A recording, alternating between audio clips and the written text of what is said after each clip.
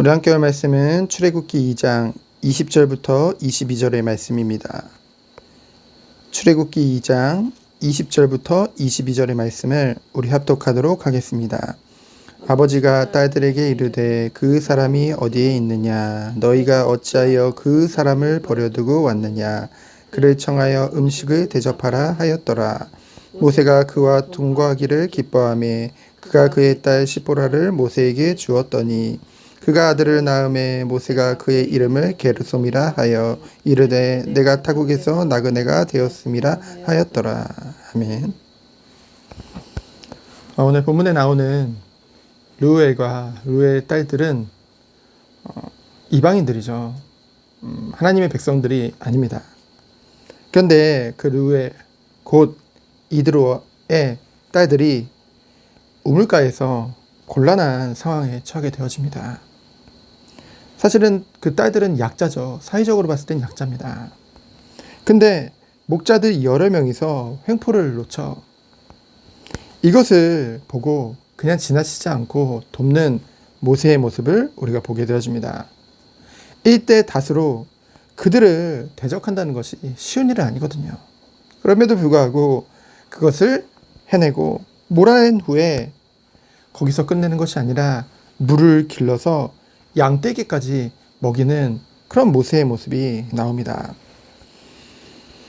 선한 일을 비록 하나님을 믿지 않는 이방인들에게도 베푸는 그러한 모습을 보게 되었죠. 그때 그들의 반응은 어땠습니까? 딸들이 경황이 없었는지 그냥 집으로 돌아가게 되어집니다. 그것을 들은 그 아버지가 그 딸들을 책망하며 도움을 받았으면 호의를 베푼 자에게 당연히 감사의 뜻을 전하고 우리 또한 그에게 그러한 호의를 베푸는 것이 당연하지 않냐 그렇게 가르치죠. 그리고 모세를 초청해서 잔치를 베풀고 딸 시보라를 모세에게 주게 되어집니다. 도망단 신세였던 모세는 당연히 그 호의를 받아들여서 미디안에서 이제 결혼해서 살게 되어지죠. 택한 주의 백성을 정말 그들을 출애굽하기 위한 그 다시 약속의 땅으로 인도하실 그 하나님께서 준비하신 그 지도자 모세가요. 무려 40년간이나 그 이방의 딸 미디안에서 그를 살게 하십니다. 누가요? 하나님께서요. 세상에 두신 것이죠. 그곳에서 아들을 낳고 그 이름을 게르솜 곧 타국에서 이방에서 나그네 되었음을 그 이름을 통해서 고백하게 되어집니다. 그럼 오늘 이러한 본문을 통해서 우리에게 주시는 교훈은 무엇인가요?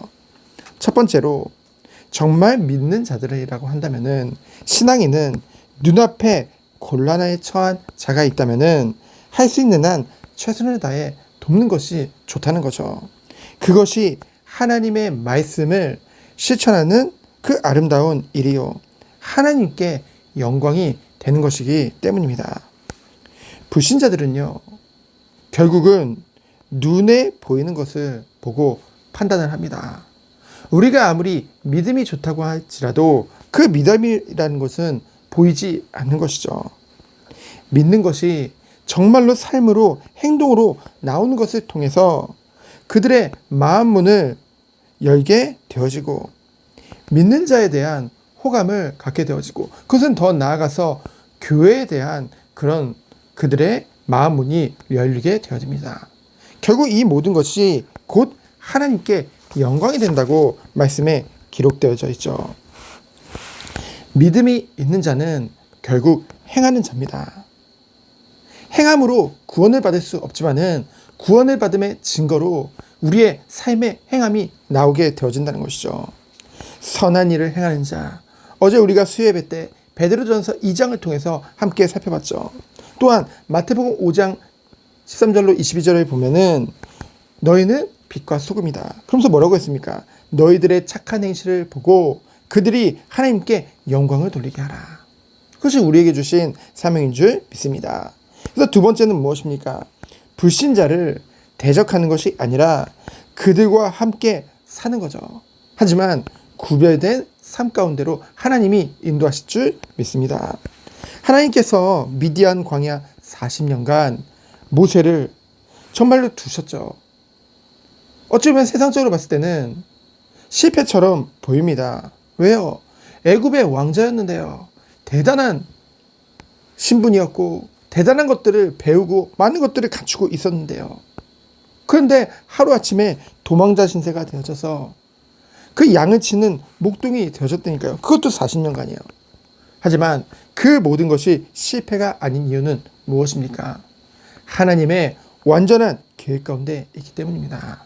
하나님의 섭리하심 속에 그 발걸음을 주님이 인도하시는 것이기 때문인 줄 믿습니다. 이 과정을 통해서 40년이라는 그 미디안 광야에서의 목동 생활을 통해서 모세에게 하나님이 인도하신 것, 모세에게 하나님이 섭리하신 것은 무엇입니까? 철저히 자기가 의지한 모든 것들을 내려놓게 하셨죠. 모세는 자신의 신분을 의지했습니다. 자기가 어릴 적부터 배워왔던 그 모든 것을 의지했습니다.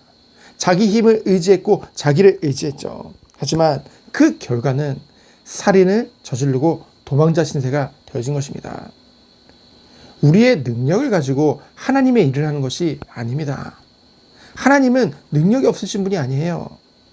하나님의 능력을 힘입어서 주의 일을 하기 원하시는 것이죠. 결국 그 시작은 무엇입니까? 나를 의지하는 것이 아니라 하나님만 의지하고 바라보는 시간.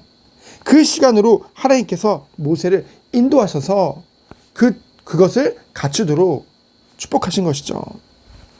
비록 이방에서, 하지만 그곳에서 게르솜이라는 그 아들의 이름의 뜻과 같이 정말 그곳에 살고 있지만은 나그네로 그곳에 섞여서 동화되는 것이 아니라 물드는 것이 아니라 정말 그 안에서 정말로 하나님이 원하시는 영원한 그 가나안을 다시 한번 바라보며 그리고 하나님이 내게 주신 사명을 기억하며 그곳에서 준비되게 되어진 것입니다.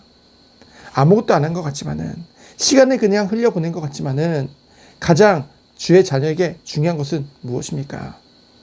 철저히 자신을 내려놓고 오직 주님만 의지하는 그 믿음인 줄 믿습니다.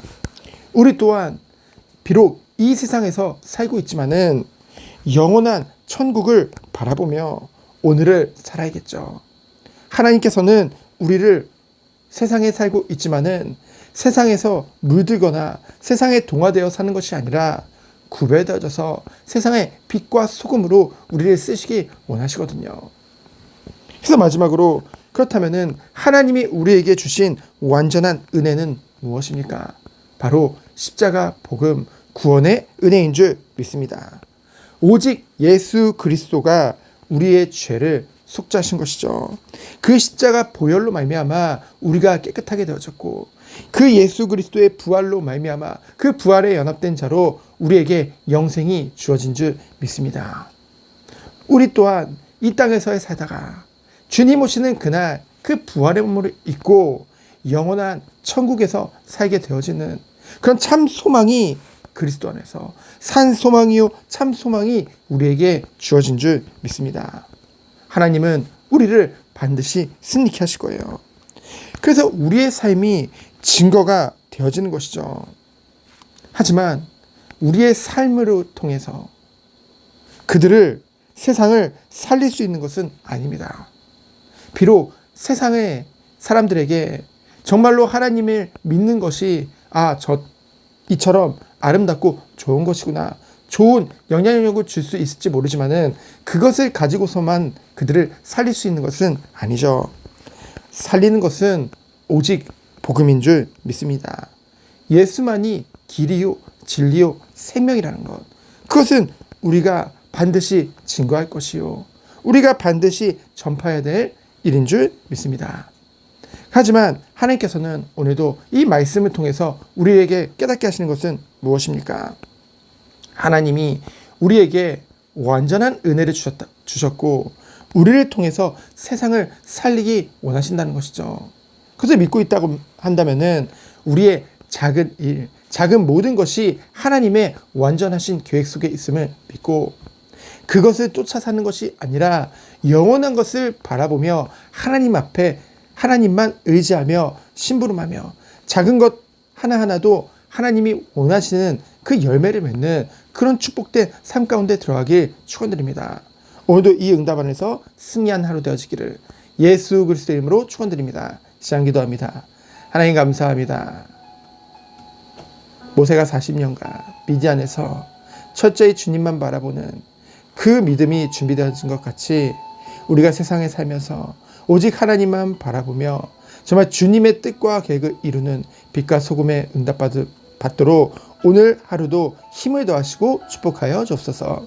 살아계신 예수 그리스도의 이름으로 기도합니다. 아멘. 주님 영원한 것을